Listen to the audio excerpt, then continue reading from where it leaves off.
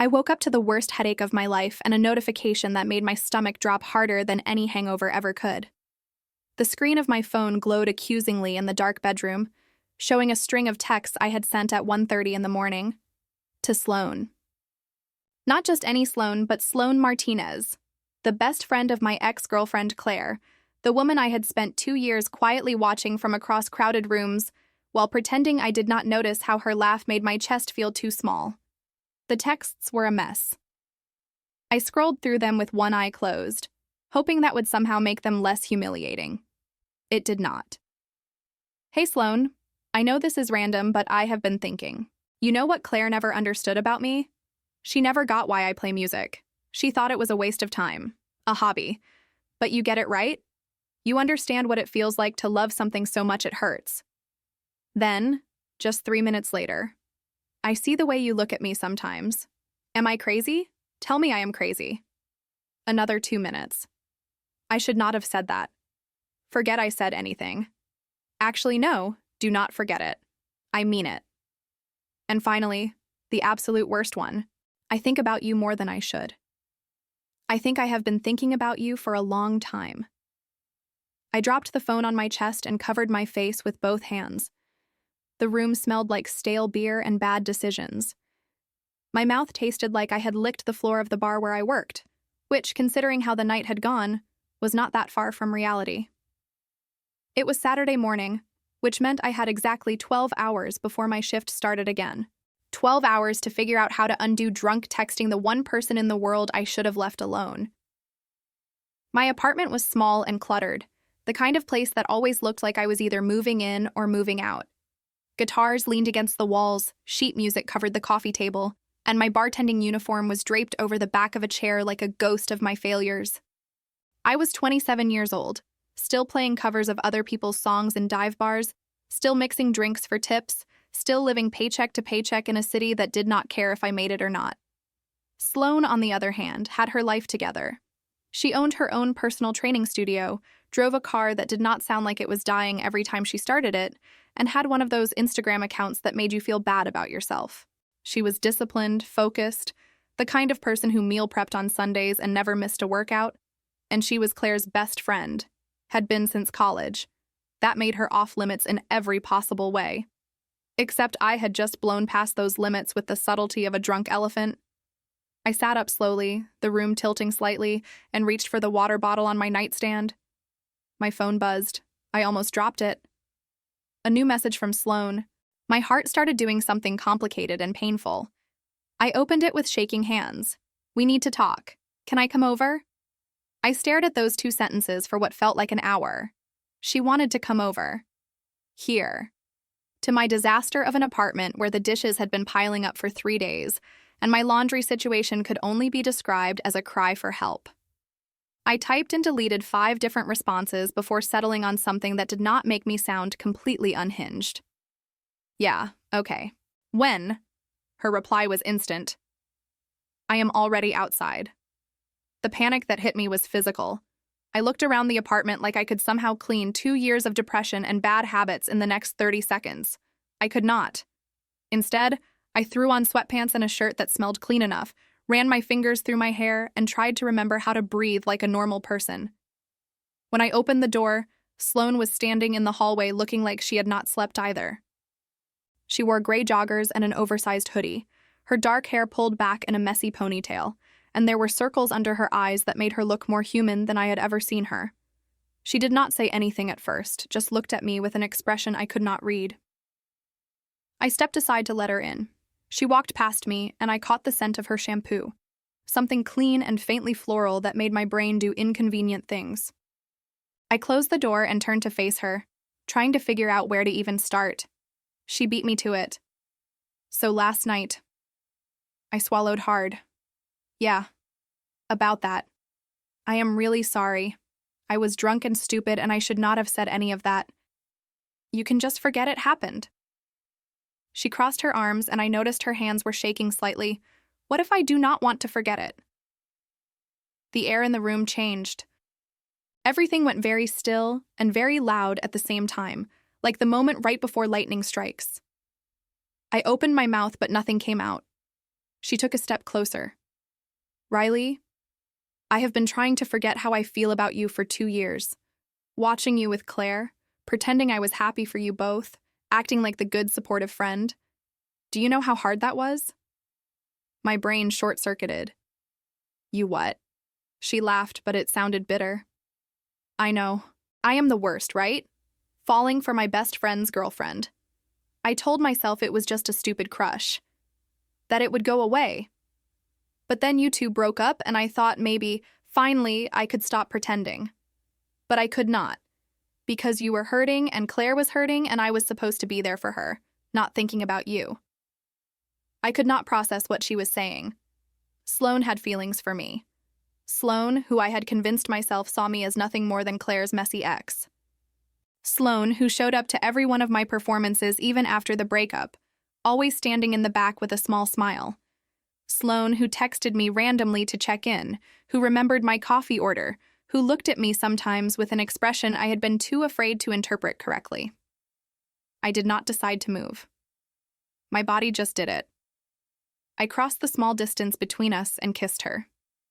For a second, she froze, and I thought I had made a catastrophic mistake.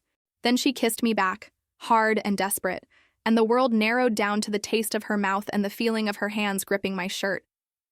We stumbled backward until my back hit the wall, and she pressed against me, and everything that had been building for 2 years ignited at once.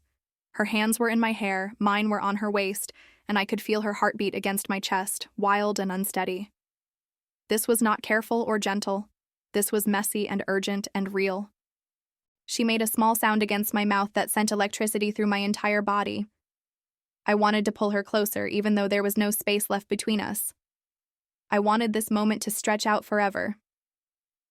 Then she pulled back. Not far, just enough to break the kiss, breathing hard. Her eyes were wide and dark and full of something that looked like panic. Wait, she said. Riley, wait. Her hands were still on me, fingers twisted in my shirt like she could not decide whether to pull me closer or push me away. You are still drunk. I am not, I said, even though my head was spinning. That might have been the kiss, though, not the alcohol. She shook her head, stepping back, and the loss of contact felt like cold water. You texted me 4 hours ago.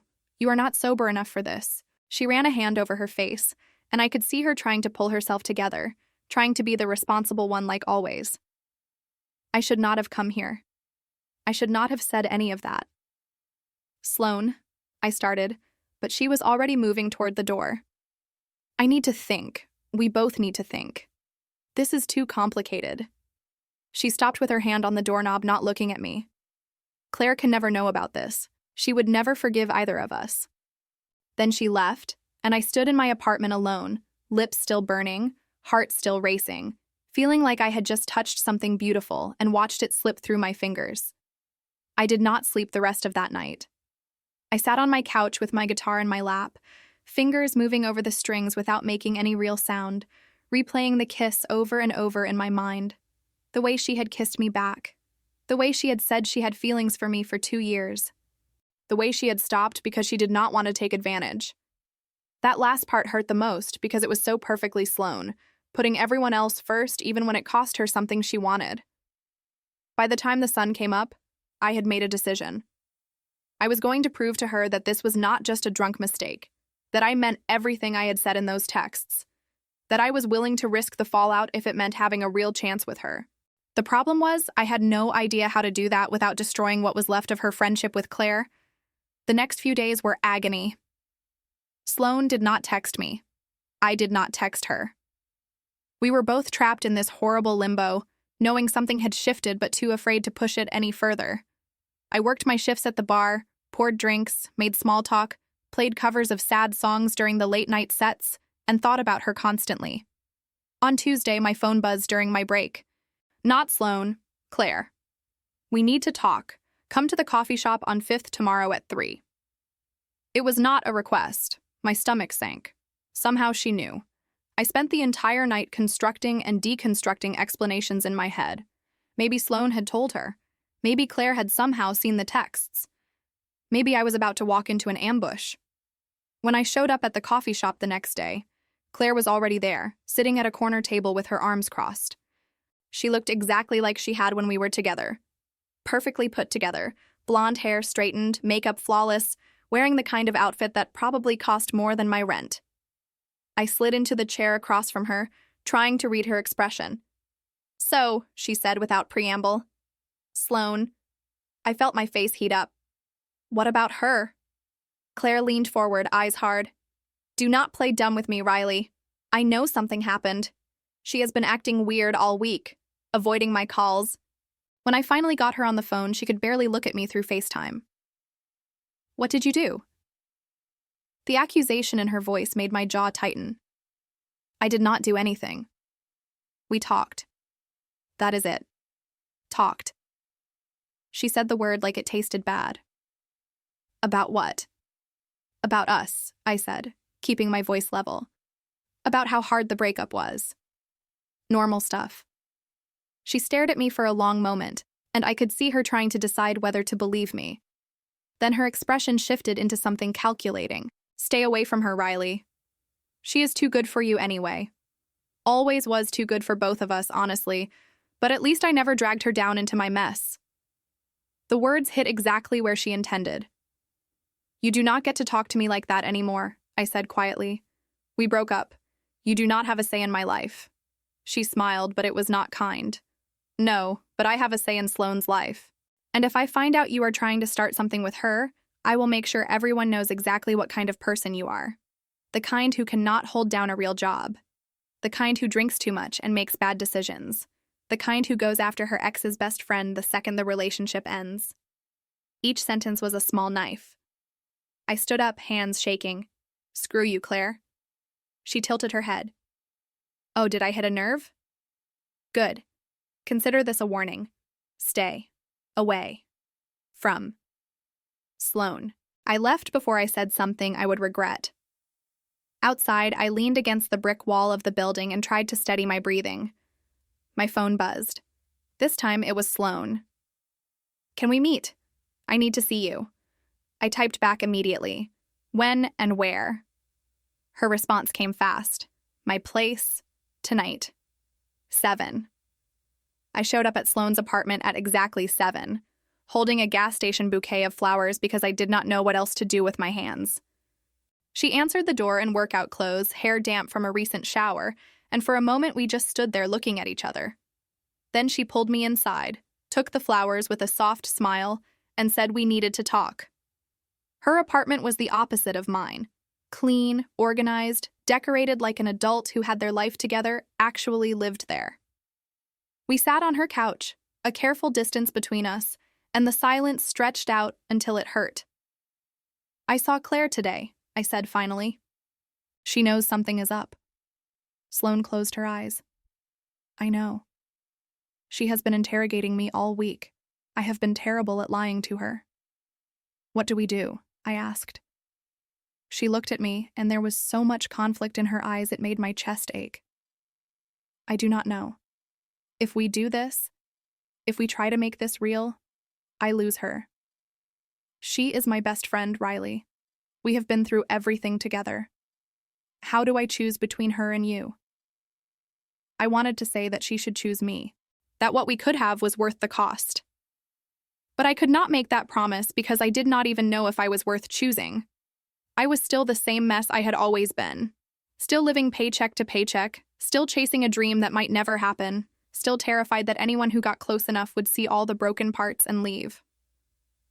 "Maybe we should not do this," I said, even though it felt like swallowing glass.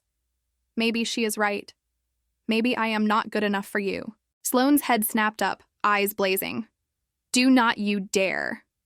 Do not let her get in your head like that.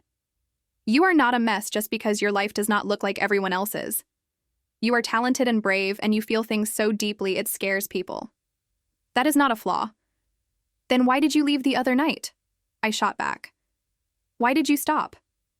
"Because I wanted it to be right," she said, voice rising. "Because I have been waiting for you for 2 years, and I did not want our first kiss to happen when you were drunk and sad and not thinking clearly. I wanted you to choose me when you were sober, when you knew what it meant." The words hung in the air between us. I looked at her, really looked at her, and saw everything I had been too afraid to want. "So I am choosing you now," I said. Sober, clear-headed, knowing exactly what it means. I do not care what Claire thinks. I do not care who we lose. I care about you. She kissed me then, and it was different from the first time. Slower, more deliberate, full of intention. We stayed on that couch for hours, talking and kissing and making promises we both knew would be hard to keep. By the time I left, it was past midnight, and I felt like I was floating. For the first time in months, maybe years, I felt like something good was about to happen. I was wrong. 2 days later, I showed up for my shift at the bar and immediately knew something was off. My coworkers kept looking at me weird, whispering when they thought I could not hear. Finally, Jake, one of the other bartenders, pulled me aside. "Dude, I do not know what you did, but Claire Morgan has been telling everyone you are a homewrecker. She is saying you went after her best friend while you two were still together. She has got screenshots and everything." My blood went cold. Screenshots? He showed me his phone. There, in a group chat I was not part of, were my drunk texts to Sloane. Not all of them. Just the ones that could be taken out of context and made to look like I had been pursuing her inappropriately. Claire had added commentary. "This is what Riley sent to my best friend while we were still dating. I always knew she was shady, but this is a new low. The timestamps were wrong. She had edited them. Made it look like I had sent those texts 2 months earlier, when Claire and I were still together. I felt sick. This was not just gossip. This was character assassination. I tried to text Sloane, but she was not responding. I called. Voicemail. Panic started to set in. I left work early, claiming I was sick, and drove to Sloane's gym. She taught evening classes on Thursdays, and I needed to see her face to face. I needed to know if she had seen what Claire was spreading. I needed to know if she believed it. The gym was busy when I arrived, people moving between machines and free weights with the focused intensity of the after-work crowd. I spotted Sloane in the studio at the back, leading a small group through what looked like a brutal core workout. I waited outside the glass door, trying to be invisible. Then Claire showed up. She walked right into the studio in the middle of class, and I watched Sloane's face go white. Claire said something I could not hear through the glass, and Sloane stopped mid-instruction. The class members looked around, confused. Claire held up her phone, showing Sloane something that made Sloane shake her head violently. They argued. Claire got louder. People started to stare. I could not just stand there anymore. I opened the door and walked in. "Claire, leave her alone." Claire spun around, face twisted with fury. "Oh, perfect. The snake shows up. How convenient." Sloane looked between us, eyes brimming with tears. "Both of you need to leave. Now. This is my workplace." Claire laughed. "Your workplace? You are about to lose half your clients when they find out you have been sleeping with your best friend's ex." Sloane flinched like she had been hit. "I have not been sleeping with anyone. Unlike you, I actually have standards." The gym had gone completely silent. Everyone was watching now. Claire's eyes narrowed. "Standards? You call betraying your best friend for some washed-up bartender having standards?" That was when Sloane snapped. I watched it happen in real time. The careful control she always maintained just cracked. She turned to Claire with an expression I had never seen on her face before. "You want to know what having standards looks like, Claire? It looks like not making your partner feel worthless every day. It looks like not treating your friends like accessories who only exist to make you look good. It looks like not manipulating screenshots to destroy someone's reputation because you are bitter about a breakup." Claire's mouth fell open. Sloane was not done. "I spent years listening to you complain about Riley, about how she was not ambitious enough, not classy enough, not worth your time. And I stayed quiet because I thought that was what loyalty meant. But you never actually cared about her. You just liked having someone around who made you feel superior. And when she finally got smart enough to leave, you could not handle it." "You are choosing her over me," Claire said, voice shaking, "after everything we have been through." Sloane wiped her eyes, and when she spoke, her voice was steady. "I am choosing myself. For the first time in my life, I am choosing what I want, instead of what keeps everyone else happy. If you cannot accept that, then maybe we were never really friends at all." Claire looked like she was going to say something else, but instead she just turned and walked out. The silence in the gym was deafening. Sloane looked at her class, most of whom were staring with wide eyes and open mouths. "I am sorry," she said quietly. "Class is over." She walked past me without looking, heading toward the small office at the back of the gym. I followed.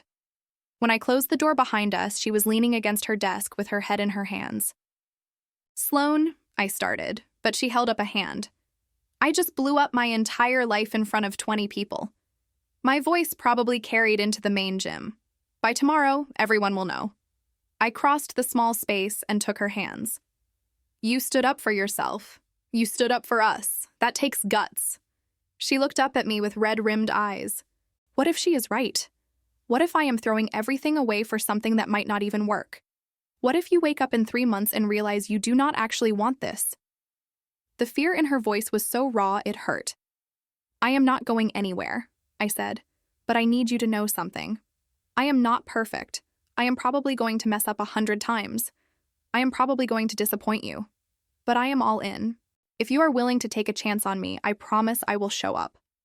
Every single day." She kissed me then, desperate and clinging, and I held her while she cried.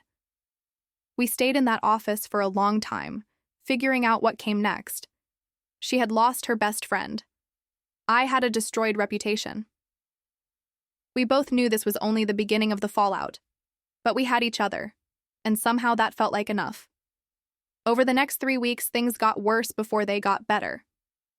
Claire's version of events spread through our social circles like wildfire. Some people believed her. Some people wanted to hear my side. Most people just enjoyed having drama to talk about. Sloane lost clients. I lost gigs. We both spent a lot of nights wondering if we had made a huge mistake. But something else happened too. I stopped drinking. Not because anyone asked me to, but because I needed a clear head. I needed to prove to myself that I could make good decisions sober. I started writing music again. Not covers, original songs. Stuff I had been too scared to share for years. And Sloane was there for all of it, listening to rough drafts at 2 a.m, telling me when something worked and when it did not, believing in me even when I did not believe in myself.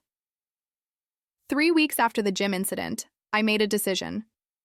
There was an open mic night at the bar where I worked, the same place where Claire and her friends hung out on weekends. I signed up to play. I did not tell Sloane what I was planning because I knew she would try to talk me out of it. The night of the open mic, I showed up early to run through the song one more time. My hands were shaking so badly I could barely hold the guitar pick. This was the first original song I had played in public in 5 years. It was about Sloane, about taking risks, about choosing something real over something safe. It was vulnerable and raw and terrifying. The bar filled up. I saw Claire walk in with her group of friends, laughing loudly, ordering expensive cocktails. They grabbed a table right in front of the small stage. I almost backed out right there, almost told the host I was sick and could not perform. But then I remembered Sloane's face in her office, the way she had chosen me even when it cost her everything. I owed her the same courage. When they called my name, I walked onto the stage with my guitar. The lights were too bright. I could see Claire smirking, already whispering to her friends. I adjusted the microphone and cleared my throat. "This is an original song," I said, voice shaking. "It is called Choosing You." The first few chords were shaky, but then muscle memory took over and the words started to come. I sang about meeting someone who terrified you because they made you want to be better. About quiet moments and stolen glances and the way someone's laugh could become your favorite sound. I sang about fear and risk and the moment you decide that the person across from you is worth fighting for. Halfway through, I heard Claire say something loud enough for people to turn and look. "Wow, desperate much?" Her friends giggled. I almost stopped, almost let her win. But then I looked past her and saw Sloane standing at the back of the bar. She must have just arrived because she was still in her gym clothes, hair pulled back, eyes locked on me. And she was crying. I kept singing. The chorus built, my voice getting stronger. "You make me want to try, to reach a little higher. You make me think that maybe I am worth something after all. You are the first person who did not try to change me. You just loved the mess I am. I am choosing you. I am choosing you. Even when it is hard. Especially when it is hard." I am choosing you. The last chord rang out. For a second, there was complete silence. Then applause started, scattered at first, then louder. I looked at Sloane. She was moving through the crowd, pushing past tables, not taking her eyes off me. I stepped off the stage and she was there, grabbing my face with both hands and kissing me hard in front of everyone. Behind us, I heard Claire say something cruel. Heard her friends laugh. I did not care. Sloane pulled back just enough to whisper against my lips. That was the most beautiful thing anyone has ever done for me. I smiled. Does this mean I get to keep you? She laughed, the sound watery and bright. You are stuck with me. We are in this mess together now. We left the bar hand in hand, walking out past Claire and her group, past the whispers and the stares, into the cool night air. My hands were still shaking from adrenaline. That was terrifying, I said. Sloane squeezed my hand. You were incredible. I shook my head. I almost stopped. When Claire started making comments, I almost walked off. But then I saw you, and I remembered why I was doing it. We walked in silence for a block, just breathing, just existing in the aftermath. Then Sloane said, I quit my job today. I looked at her in shock. What? She nodded. After everything with Claire, I realized I did not want to work somewhere that felt tainted by that drama. I am going to start over. Maybe train clients privately. Maybe try something completely different. It is scary, but it also feels right. I stopped walking and turned to face her. Are we really doing this? Throwing everything away and starting from scratch? She smiled, and even in the dim streetlight I could see the hope in her eyes. I think we already did. Now we just get to figure out what comes next. I pulled her close, resting my forehead against hers. Together? Together. 2 months later, things were still complicated, but they were also better. Sloane had started training clients out of a shared gym space and was building a new client base. I had picked up more gigs playing original music and had started working on a demo.